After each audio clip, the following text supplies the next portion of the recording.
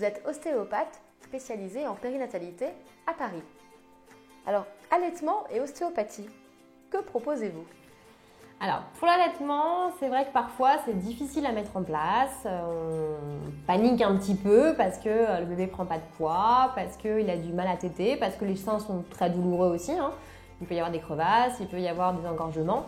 Donc tout ça, l'intérêt c'est aussi de vérifier que sur le bébé, il n'y ait pas de tension particulière qui empêche en fait la bonne mise en place de l'allaitement. Donc par exemple, des tensions cervicales qui font que le bébé a du mal à tourner la tête.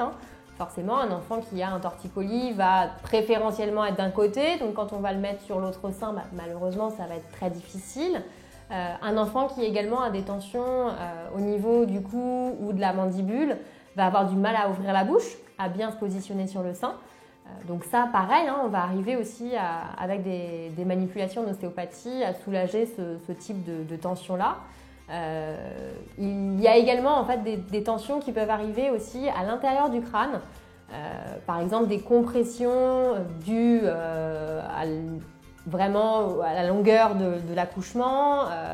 Un bébé qui a été un peu bloqué dans le bassin, avec même une sortie par des spatules, par forceps, par ventouse. Malheureusement, il y a une compression au niveau du crâne qui s'est effectuée. Du coup, en fait, il y a des petits orifices à l'intérieur du crâne qui laissent passer le système nerveux.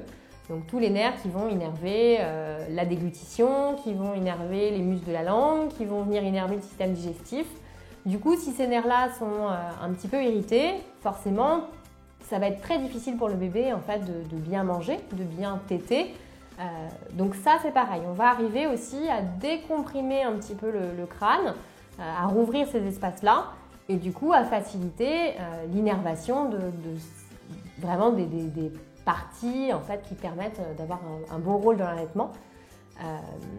Voilà, c'est vraiment des problèmes mécaniques qui vont être réglés par l'ostéopathie, pas forcément des problèmes positionnels, même si on va donner quelques conseils aussi. Mais là, dans ces cas-là, il faudra peut-être aller voir un autre spécialiste pour arriver à régler les problèmes aussi peut-être un petit peu plus spécifiques au niveau de la position. Mais c'est vrai que mécaniquement, ça peut aussi bloquer pour l'allaitement. Donc ça, c'est important de vérifier si on a un allaitement difficile, s'il y a un bébé qui s'énerve beaucoup, qui s'arc-boute aussi quand il se met au sein, qui vient vraiment en arc de cercle. Du coup, ça peut être des tensions qui vont le gêner pour bien téter.